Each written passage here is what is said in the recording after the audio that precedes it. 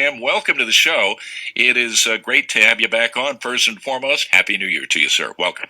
Thank you. It's great to be on again, and yes, Happy New Year to you. It's amazing that we're into another year already, but you got to be ready. Absolutely, it's going to be a good one. A lot of things going on in the trucking industry, a lot of activity, and we're going to cover a lot of that today. But the story that I want to bring up with you, I thought was quite fascinating. We're going to get into the specifics of that in just a second, but we do have a lot of new listeners to the program. Set this up for us, good sir. What do you do for Shaffer and Crete? Yeah, with this, thank you. As you mentioned, I am the president of Shaffer Trucking, and Shaffer Trucking is a refrigerated division of Crete Carrier Corporation, and then Crete Carrier is a dry van division, and I'm the chief operating officer of that. So I pretty much get the job of doing whatever is needed on any given day, and trying to set some guidance for our teams and leading our departments, and certainly trying to create that right balance that a trucking company needs between having obviously the right customers and the right freight, and then obviously the right great drivers that we all need then to pick up and deliver on that freight. So it's a great job. It's a great industry to be in. You meet so many great people, and certainly we've had the opportunity to meet a few times, and it's not just from people like you, but certainly the biggest part of our industry is the drivers, and that's one of the things I do enjoy most is the opportunity to meet people from so many different walks of life that are now out on the road really moving America.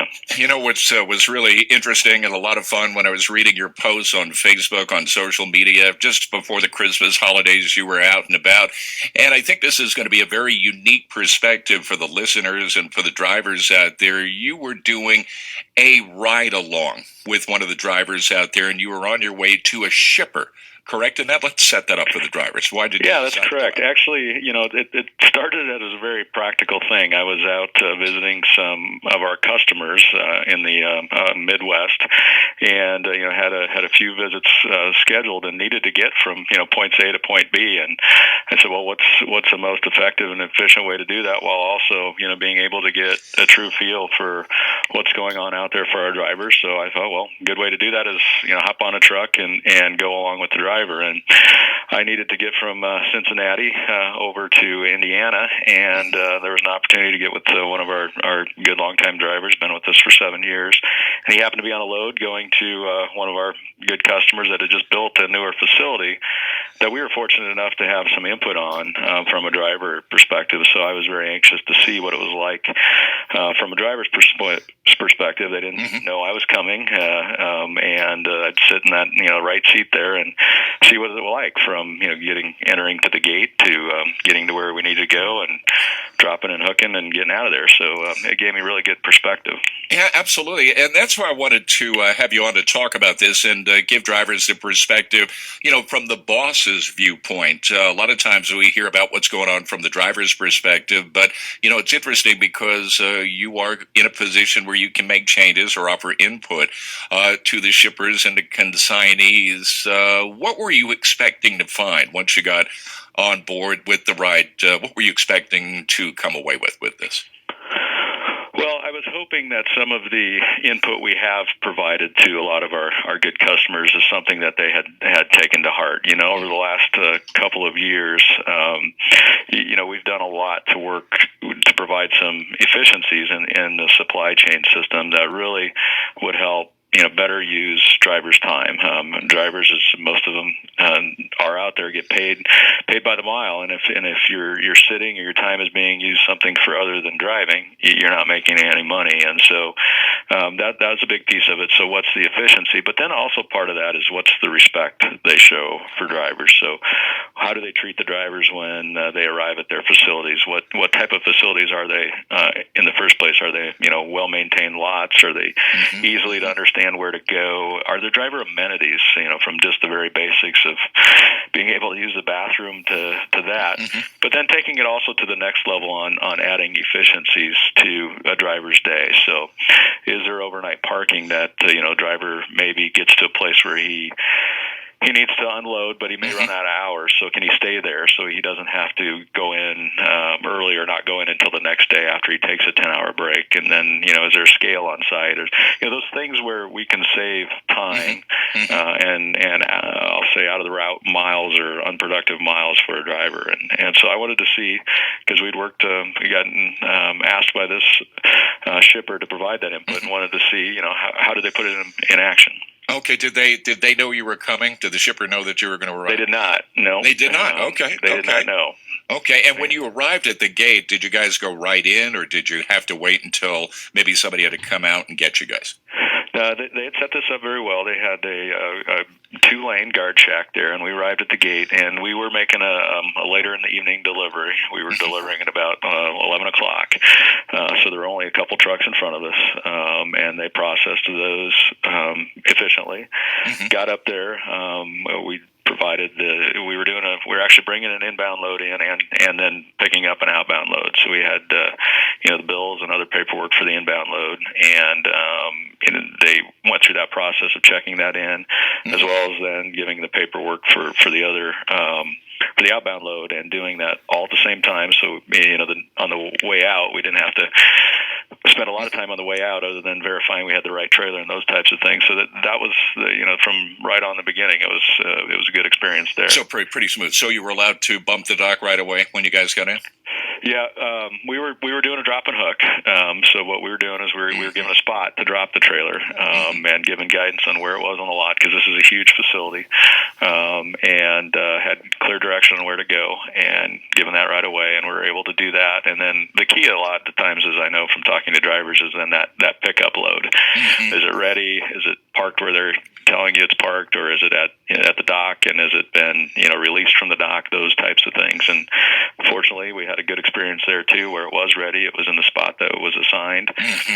We were able to go right to it. The driver hook up on it. We did our pre-trip inspection, and things went so smoothly. The driver has said, "Here, let's take a little time now, and let me show you the facility," because he had been in there a few times. As I mentioned, it's a bigger customer of ours, so we've been out of there at times. So he had gotten the opportunity to look. They had built 2 drivers' lounges, one on each side of the facility, to make it easy enough for drivers to do there. They had a place for overnight parking, and we happened to have a few other trucks that were actually parked there.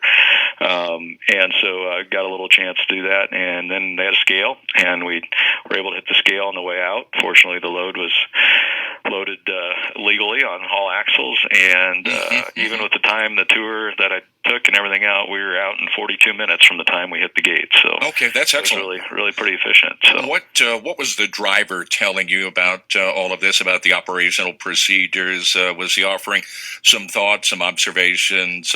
Describe some of the communication between you and the driver. Yeah, no, I'd been talking to him on the way there because I knew he'd been in and out of the facility. The facility's relatively new, and he had told me that it's one thing, and the driver was a little skeptical at first, and that it's one thing for a facility and a company to say they're going to do things and even to put things in place.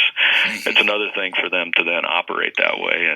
And of course, when anything's new, you have some challenges, and he had indicated, at first there were a few challenges. It was a little bit longer to get through the line, as you had, some newer people, and how they were loading. Maybe we'd had some, overweight on some axles, so I had to get loads adjusted. But he saw that evolve over the 4 or 5 months until I was there last month, and was very pleased to see it going smoothly now, and that the shipper was really achieving what they had set out to get. Again, it was one thing to just have the facilities and set it up. It's another one to operate that way, and so he was pleased that he had seen that continuous improvement, and because he says, I've been to other shippers in Cantonese where they have 3 gates or this, but they only man one of them, or they have a drop and hook, but it's not in the space it's supposed to be, or it's not ready. And so that type of progress is really helpful, and really makes that place a shipper of choice for that driver. That's another topic I was going to bring up because when you get favorable reports back like that, that the driver's been treated well, the operational efficiencies are operating on all cylinders out there. This is a shipper by choice, correct in that? I mean, this becomes a favorable win-win situation for both involved here. Absolutely, and when I did get back and actually got back to the office here in Lincoln the next week, I sent notes to a couple of the people that are contacts at the shipper and told them about my experience and appreciated what they've done. And one of the things I told them is as we were leaving and headed towards Indianapolis, I was then talking to the driver about the whole experience, and his comment to me was those are the types of shippers that we need. Make sure you don't lose that business. And so I wanted to get that back to the shipper to show you did create value in what you've done, because as I mentioned kind of at the beginning here, part of my job is making sure we have the right drivers and the right shippers to make our business work together and satisfy both needs. So that was great, valuable input, and it was certainly for me to see it firsthand was valuable experience. I would also have to imagine too that when you sent off the email to the shipper management, they were like, "Well, why didn't you call us beforehand?" Right? Yeah, a little bit, but what they were is just as much as grateful that somebody actually took the time to go out and do that, because they did want to again try to create and become a shipper of choice in that regard, and obviously that's an investment for them, and not only for the facilities that I mentioned, but then to operate it that way. And so in the end, I'm sure they probably would have liked to known that, but they were pleased at least that because they'd asked for our input earlier on, and we'd given it to them, but then to say, well, you really cared enough to see what is your driver's experience versus just hearing it anecdotally from different drivers. So it's interesting you mentioned that the driver was the one that took you on the tour of the facility out there. So that sounds like that the dock staff or the staff inside of the building very friendly, very courteous, and man, that makes a world of difference in helping the drivers out if they've got a friendly staff to deal with, not somebody that's going to be adversarial. Correct? Yes, and that they have that level of respect for the driver, that they can respect that the drivers know what they're doing and that they're a part of, at that point in that company's supply chain, they're part of that company's team, and trust them to, obviously they're trusting them through their freight when they're off their facility, but while they're on the facility, to trust them to know what they're doing, that they'll follow the general direction that they've given them on the load to drop and deliver. But then I think that's just part of that welcoming environment that they've created. And one of the other things that, as an aside here, I just heard your weather report that I was impressed by too is the day we had gotten that delivered, they had just set up a new snow scraper for the roofs of trailers, because you probably talked about on your show that can be a challenge out there, and so they're even taking that next step now and saying, okay, we need to anticipate the winter here and provide that for drivers. All right, drivers, jump into the conversation. Tim, hold on. Drivers, it's a great pleasure to welcome Tim Ashoff on the phone. He's the president of Shaffer Trucking and the executive vice president and the COO of Crete Carrier Corporation. And Tim's got a very unique perspective, drivers. He went on a ride along with one of the drivers and saw the whole experience about arriving at the shipper. How is the driver treated? The operational efficiency of either drop and hook or, simply loading or unloading. What was your last experience like at a shipper? Did it go that smoothly out there? Are things getting better when it comes to working with the shippers or the consignees out there? There's a lot of give and take on both sides. The relationship in the business community between trucking and shipping has got to go hand in hand. But obviously there are some problems that do need to be worked out. I've got a lot more questions for Tim. Again, if you want to jump in, if you want to share your story, you're more than welcome to do that. It's 888-876-2336. All right, 20 after. Time for traffic and weather right now on SiriusXM. Back to Road Dog Trucking News with Mark Willis. Hi, drivers. The number to call in, it's 888-876-2336. And if you want to talk with Tim Ashoff with Shaffer and Crete, I'd love to get you on board if you got a question or two for him. He's got a very interesting story to tell drivers about a ride-along that he did recently to one of the shippers out there, and it sounds like it went very smoothly. And Tim, again, thank you, sir, for joining me. Where can drivers find you? Websites, social media, how can they reach you guys? Sure. Well, as you mentioned, you found me out there on Facebook. We have a Creek Carrier and a Shaffer Trucking page out there on Facebook. If you put that in there, and otherwise you can go to creekcarrierjobs.com, ShafferTruckingJobs.com, and we have a lot of information about what we have to offer out there as for drivers. And we also have information on there how to contact one of our recruiters, and they can talk to you about it as well. Outstanding, sir. Thank you for doing this, and a very interesting story to say the very least. And I would imagine this is not going to be the last ride along. I'm sure there's many planned for this year, correct? Well, and it's actually not the first. I've actually done this before. As I mentioned, part of my job is to travel, and I've gone to other either customer meetings or even driver meetings at our facilities, and a good way to get there is just to get in the truck and go. And you got travel time anyway. So my thought has been, why not sit out there and see what other parts of the teams really see going down the road. And it also gives me great one-on-one time with the driver to get their real perspective. I have to admit, they're a little apprehensive at first. It's always a little different to ride out there with somebody from the management of the company. But we're all, as I explained to them, I'm just a farm boy from Nebraska. I'm no different than anybody else, and just want to know and see how things are going, and really have a great conversation on what's the positives and the negatives that they see out there, and what can we as a company do to improve. There's some great drivers out there, no question about that. Safety is top of the list for everybody out there. I think everybody would agree with that, correct? Oh, absolutely, and what I find is from our drivers is how appreciative that we are, and safety. We have 7 principles, and safety first and foremost being one of those, and we have a great CSA records. One of amongst the best of the large truckload carriers.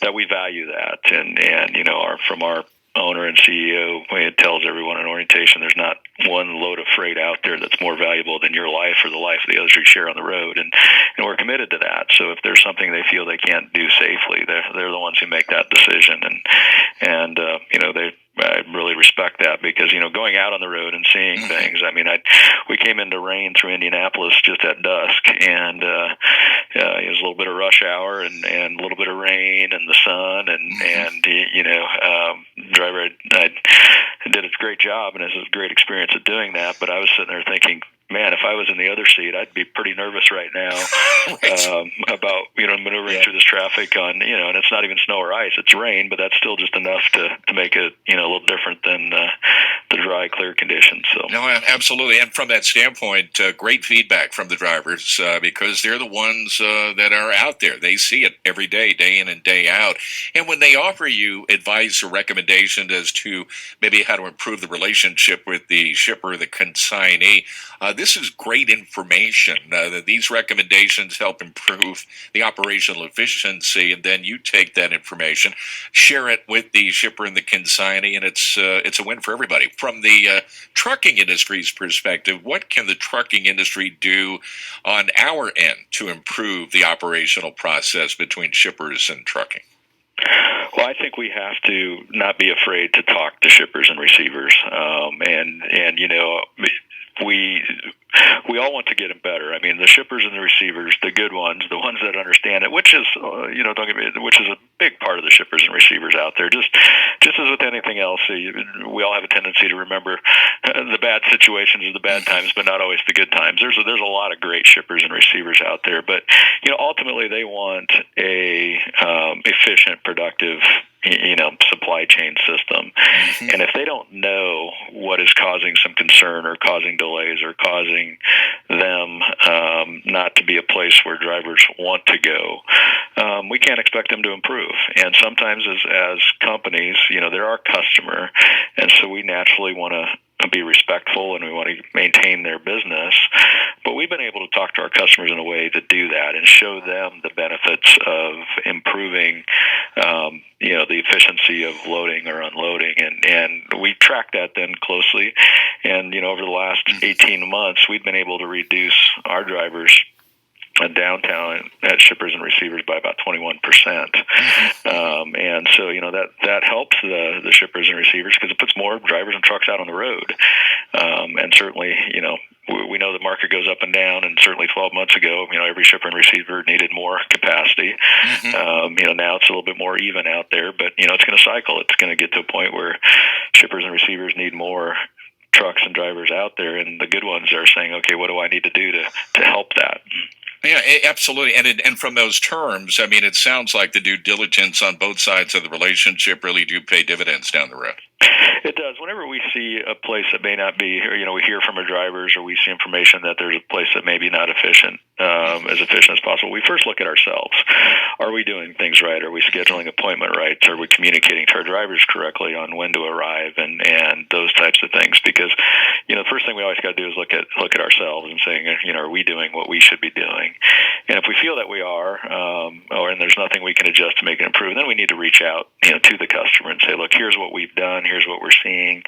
Is there ways we can work together to make it more effective and efficient for everybody? So it really is a team effort, and you can't always be afraid. You always have to take that first step of looking at yourself first. It's always you don't want to be out there saying that others may not be doing as well as possible if you're not doing it the best you can in the first place. All right, I got a break. Hold that thought, Tim. Drivers, jump in if you want to join me in the conversation. I'd love to get you on board. I've got Tim Ashoff with me, and he is the president of Shaffer Trucking and the executive vice president, chief operating officer for Crete. Interesting story to tell because Tim went out, did a ride along with one of his drivers close to Christmas to see firsthand the operational procedures between trucking and the shipper. So some good feedback from the drivers out there. Can this feedback be built upon? So we want to get into that conversation as well.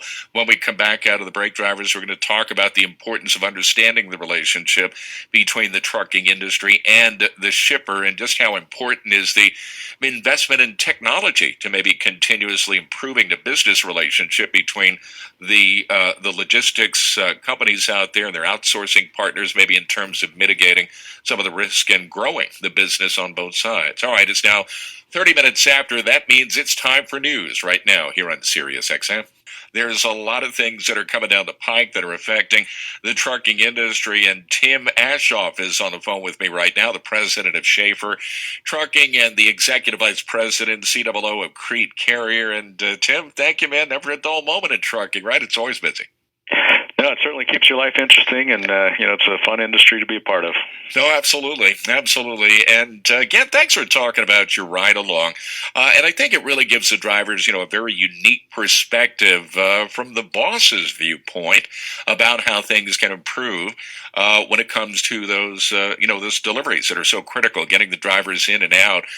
You look at the relationship between the shipping industry and the trucking industry. I think that maybe the investment in technology might be one of the keys here going forward to helping improve the business relationship between, say, the shippers and their trucking partners, maybe in reducing the risk and growing both businesses. Do you think technology is going to play more of a critical role? It certainly does, and technology is just ever changing. It's hard to keep up, and certainly we have oftentimes difficult enough times with just us being our own company on determining what is the right technology to adopt and what will work for us. But then we have to also view, we've got hundreds of customers that are out there doing the same thing, adopting technology, and the key is we got to make it work together. Anymore we're an interconnected world. In so many ways, and how we deal with customers now is essentially all electronically through data interchange and information interchange, and optimizing. They're optimizing what's the best carrier to use. We're optimizing what's the best load to give to a driver and what's going to be the most effective and efficient. And sometimes we got to make sure our technology is not competing with each other, but we're synced up and connecting the dots, so to speak. Going back to more of the non-electronic world, the connect the dot world. So yeah, no, absolutely. A lot of drivers have said that with all of the technology that is coming into play, like speed limiters, for example, or the electronic logging devices, if the industry just in general would take a look at the hours of service overall, maybe giving drivers the flexibility to stop the clock as needed when they're tired, fatigued, or if they need to get out of the weather, for example, that the hours of service maybe creates and unintended consequences. What is your thoughts on that? Would that benefit the drivers maybe going back to a flex clock, or is it something we've got to deal with the 14-hour clock going forward? Well, I have kind of two different points of view on that. First of all, I do think having a regular cycle for a driver is very beneficial. So when the hours of service did go to having that 10-hour continuous break, that did provide some consistency for drivers. And I think from their safety and their health perspective, that is a positive thing. Now, I still think that, there can be some flexibility in that. And I think the thing about going to what electronics logs will help us is, government agencies anymore, they have to have supportive reasoning for their rules. And what electronic logging will give, I think, is some data out there on what really does happen in a day and where can we provide flexibility and actually maybe give some justification. I don't know that it'll happen, this year or next year, but maybe when we're, all on electronic logs and a few years down the road, we can see that, first of all, there is compliance with the hours of service rules because you have electronic logs. So you can kind of take that off the table. But then when we're not concerned about that, then, okay, how can we use this information to show what can we do to things to actually improve a driver's awareness, their health, their safety, and some of that may be flexibilities regarding times of day, heavy traffic times of day going into big cities and some other things where they can provide that flexibility, knowing you're going into Chicago at 4:00. We're going to allow you to take 2 hours and stop that clock in that situation, go forward, because with electronic logs they know that's what's going on. And I think we were so scared of the unknown in the past that we weren't willing to allow that. So I'm hopeful that the electronic logs with the data and the information it'll provide will then allow the regulators to say, we can provide some flexibility because we can control it, if that makes sense. Sure. And a follow-up to that, I mean, when you look at the hours of service, invariably that is going to result in the truck parking situation becoming problematic. ATRI, at the end of last year, said the growing scarcity of available truck parking creates a dangerous situation for truck drivers who are often forced to drive beyond the allowable hours of service rules or their parking in undesignated and unsafe locations.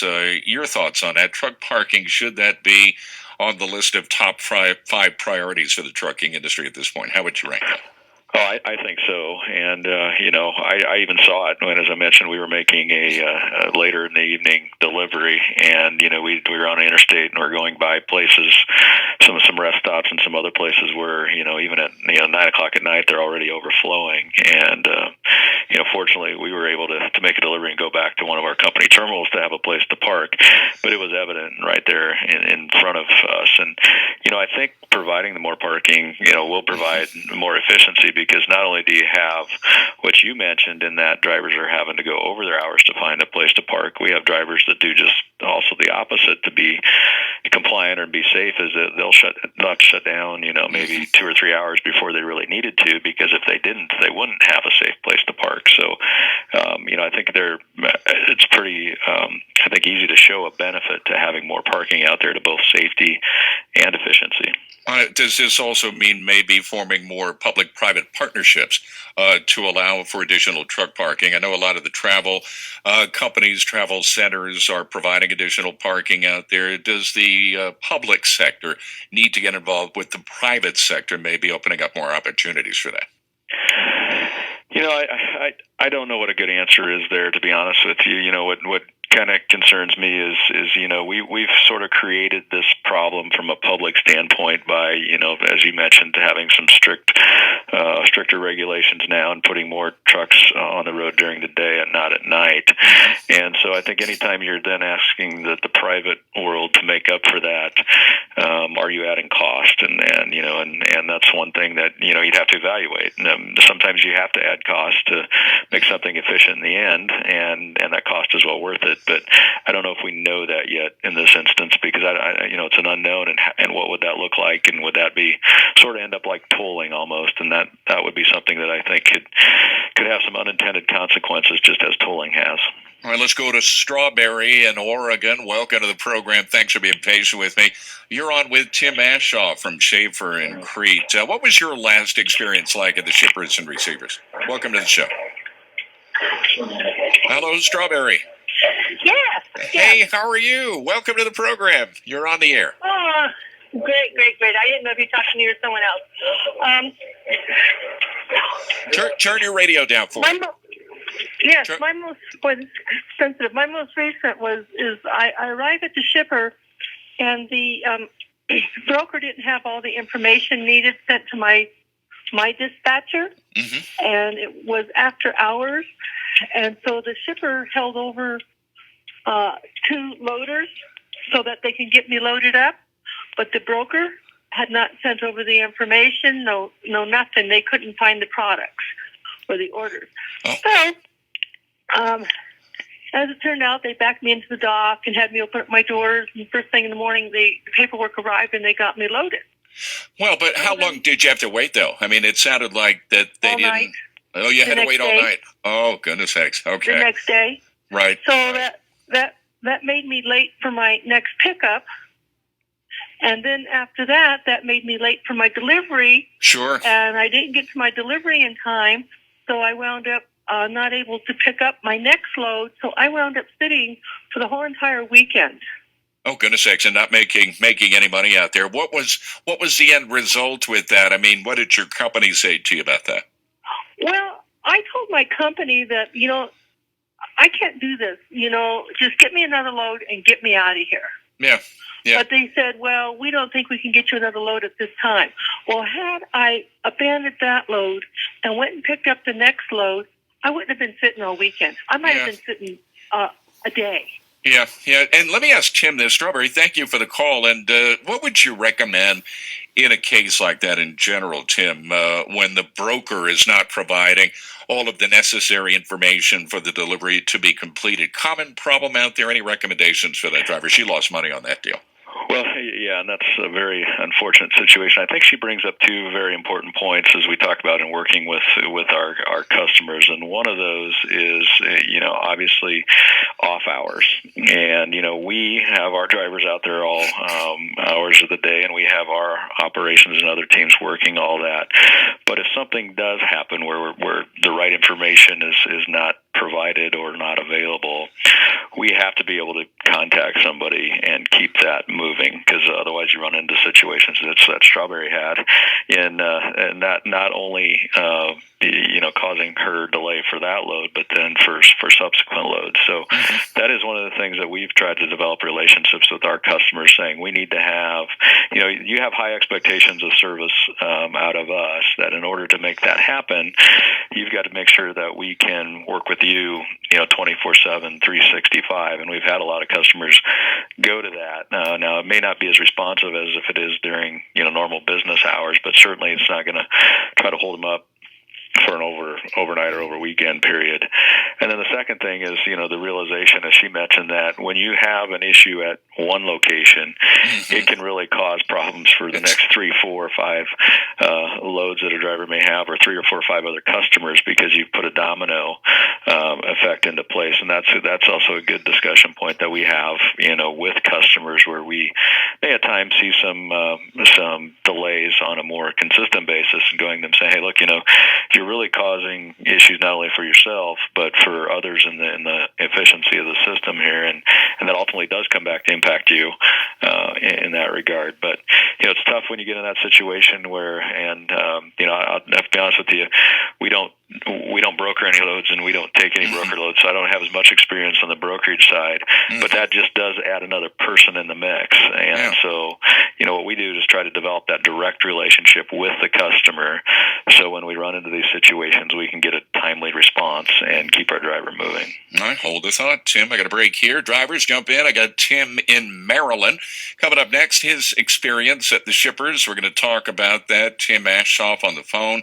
Drivers, he is with Shaffer and with Crete. Very interesting perspective, drivers. He did a ride-along just recently, close to the Christmas holidays, and got some great feedback, great observation about what things are really happening out there at the shippers. First, so let's update the weather and traffic right now on SiriusXM. A couple of minutes left. On the phone with Tim Ashoff. He is with Crete and with Shaffer Trucking. And again, if you're just joining us, Tim was out and about during the Christmas holidays, very close to it. He was doing a ride-along. And when I was reading it, Tim, I was thinking, man, what a great perspective that is to talk about on the air what's going on, and some great feedback from the driver that you were with and also from the shipper that you guys are working with out there. And again, I appreciate you doing this. Let's go to Tim next up in Maryland. Tim, welcome. You're on with Tim. What was the last experience you had at the shippers, good, bad, or ugly? Mine was good. Okay. What did they do right? I really enjoyed it. I mean, it was go in there, you go with a good attitude, you go in there and talk like talk to them good, and you get a lot of good stuff back out of them every time. Okay. I mean, we're talking about improving the turn times, treating them like a person, so to speak. They've got to do the same for you, though. Yeah, they do. I mean, I'll go in there with a good attitude. My last couple times I've been to this shipper, they've treated me like gold. Got me in there quick, 40 minutes at the most, loaded, and I run flatbed. And that's loaded, tarped, and I'm out. Wow. Nice turn time. What were the facilities like? Good. They were clean. They were, everybody was there to help you. Yeah. The forklift drivers got off, helped me pull my tarps over and everything.